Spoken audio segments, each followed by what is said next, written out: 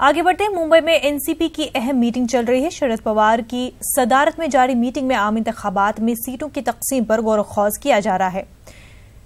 औरंगाबाद और अहमदनगर सीट को लेकर महागठबंधन का पेंच फंसा हुआ है। शरद पवार माढ़ा, छगन भुजबल नासिक और गणेश नायक ठाणे लोकसभा सीट से चुनाव लड़ सकते हैं। एक बार फिर हमारे नुमाइंदे अमित हमारे साथ जुड़ चुके हैं। अमित, आपसे जानना चाहेंगे कि शरद पवार मीटिंग कर रहे हैं अपोजिशन पार्टी के, कौन कौन से लीडर इसमें शामिल हैं और किन किन नुकात पर गौर खौज किया जा रहा है? ठीक है, निश्चित तौर पर पिछले 1 घंटे से लगातार ये बैठक चल रही है। शरद पवार के अलावा प्रफुल्ल पटेल और दूसरे जो बड़े नेता हैं वो सारे लोग, प्रदेश अध्यक्ष, मुंबई अध्यक्ष समेत सभी नेता इसमें मौजूद हैं। इस मीटिंग के मुख्य मुद्दे क्या है? इस मीटिंग के मुख्य मुद्दे ये हैं कि जो पिछली बार 22 सीटों पे जो है एनसीपी चुनाव लड़ी थी, उन 22 सीटों का जायजा लिया जा रहा है।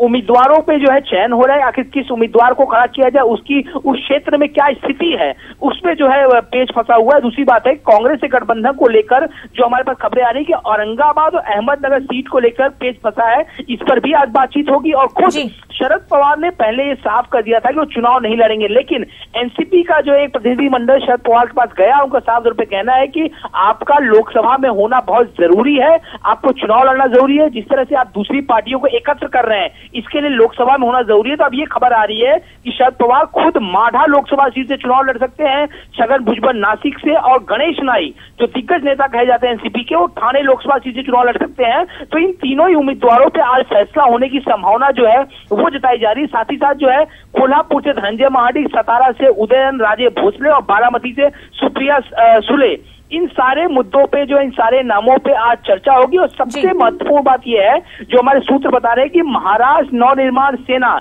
यानी राज ठाकरे की पार्टी मनसे के साथ एनसीपी के नेता जाएंगे साथ में चुनाव पे, नहीं जाएंगे, इस पे चर्चा होगी। क्योंकि कल ही हमने देखा था कि जो एनसीपी नेता अजीत पवार जो पूर्व उप मुख्यमंत्री रह चुके हैं, उन्होंने राज ठाकरे के घर पे जाके उनसे मुलाकात की थी। और कुछ ही देर पहले जो है प्रदेश अध्यक्ष जो है एनसीपी के, उनका ये बयान आया था कि अगर हमारे विचारों से जो भी पार्टी सहमत होगी वो हमारे साथ आ सकती है। यानी मोदी सरकार को और महाराष्ट्र सरकार को जड़ से अगर उखाड़ना है तो एनसीपी साफ तौर पर प्रयास कर रही है कि जितने भी विपक्ष में पार्टियां बैठी हैं उन सबको साथ लेके चला जाए, ताकि महाराष्ट्र में और देश में जो है इनकी सत्ता स्थापित हो सके। तो इन सारे मुद्दों को लेकर पिछले 1 घंटे से लगातार चर्चा हो रही है। उम्मीद ये जताई जा रही है कि चर्चा के बाद एक प्रेस कॉन्फ्रेंस होगा और एनसीपी अपनी स्थिति को साफ करेगी।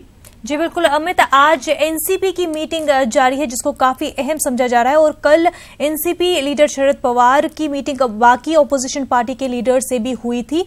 उस सब से क्या कुछ निकल कर आया? देखिए, निश्चित तौर पे यही एक महत्वपूर्ण तथ्य है कि एनसीपी के सभी बड़े नेता चाहते हैं कि एनसीपी सुप्रीमो शरद पवार चुनाव लड़े, क्योंकि जिस तरह से वो विपक्ष को एक कर रहे हैं, इसके लिए उनका लोकसभा में होना बहुत जरूरी है। क्योंकि शरद पवार ने पिछली बैठक में साफ कर दिया था कि वो चुनाव नहीं लड़ेंगे, लेकिन एनसीपी के बड़े नेता चाहते हैं कि वो चुनाव लड़े। तो इस अहम मुद्दे पर भी आज फैसला हो सकता है। तो जैसा कि मैंने आपको बताया कि विपक्ष पार्टियों में मनसे की बातचीत जो है पिछले कई दिनों से एनसीपी चल रही है, लेकिन अभी तक कोई खुल के सामने नहीं हो रहा है। तो शायद ये भी उम्मीद कर सकते हैं कि आज बैठक के बाद जो प्रेस कॉन्फ्रेंस हो सकती है और इन सारे सवालों का जवाब जो है मीडिया में एनसीपी के नेता दे सकते हैं। जी बिल्कुल अमित, बहुत बहुत शुक्रिया आपका तफसीलात फराहम करने के लिए।